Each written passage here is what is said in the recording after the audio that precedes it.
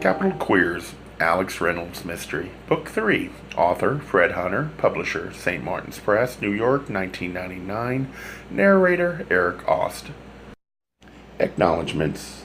To John, and especially John. With apologies to Wilkie Collins. Prologue. The moon was higher than he would have liked, casting too much light on the street where the endless neon had been extinguished for the night. He ducked into a depression covered with a sheet of metal. He took this to be the entrance to a shop, closed due to the hour. The man pressed himself against the metal, which gave a little with his weight. The street, normally teeming with human masses, was deserted, though the man still felt as if, in the darkness of the myriad of shadows and crevices, silent figures watched his every move. He shivered and peered more closely into the shadows of the shops.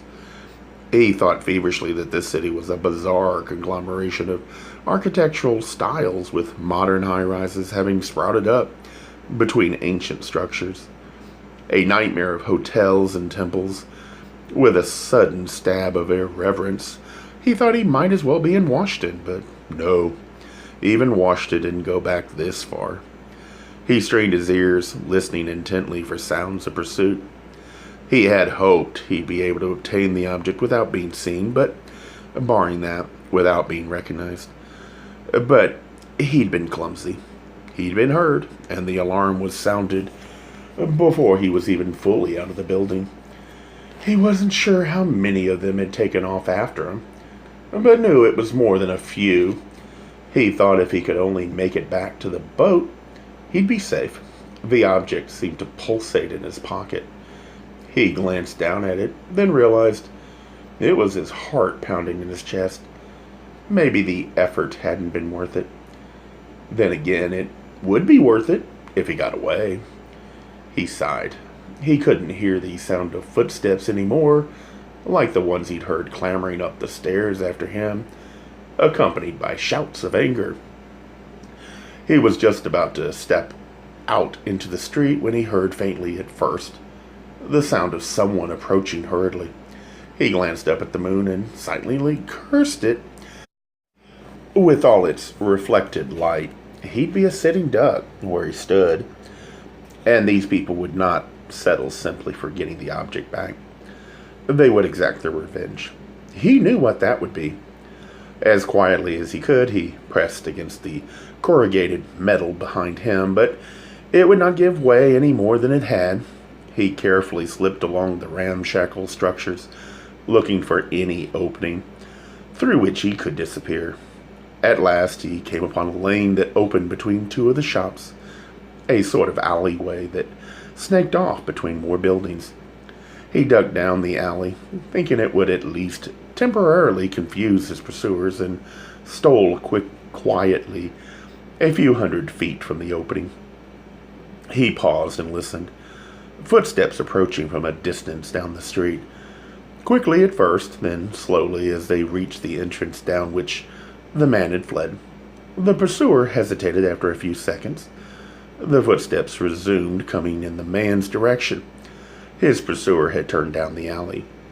With mounting panic, the man hurried along the twists and turns of the narrow lane, trying doors whenever he dared, paused long enough to do it, which wasn't often.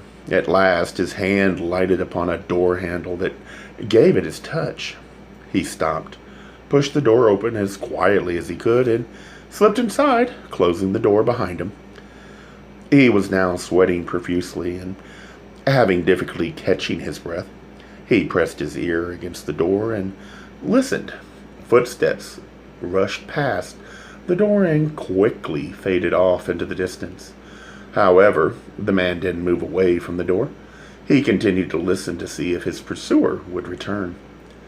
The room into which he'd fled was very dark, illuminated only slightly by the moonlight, filtering in through the dirt-encrusted window high up on the wall to his right. Hearing nothing, he pulled a soiled handkerchief from his pocket and mopped his forehead. He spent a minute trying to decide what to do next, whether to remain in this unknown place of refuge for a while or try to make it back to the boat. Neither option seemed safe. He didn't know when people would start to arrive for work and whatever business was conducted here, but he knew it wouldn't be long. People in this country start work so damned early. At last, he decided he'd have to stay where he was, at least for the time being. It was too risky to try to go anywhere until the chase had died down, and perhaps when people began to fill the streets, he wouldn't be so noticeable. Then again, he knew that he could easily be picked out of a crowd in this godforsaken country. Or maybe not. There were plenty of American tourists. Maybe, just maybe, the men at the temple hadn't gotten a good look at him. He mopped his brow again and sighed as he stuffed the handkerchief back in his pocket. He turned from the door for the first time. In the darkness across the room, several pairs of eyes glimmered in his direction. He screamed. Gay Mysteries audiobooks.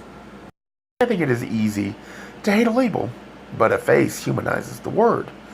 So this effort is twofold: to offer comfort to those like myself that your world didn't end because you don't fit into the view of acceptable society on both sides, and in hopes of helping those with family that are LGBTQ, that it doesn't mean we are aliens from the child they once knew.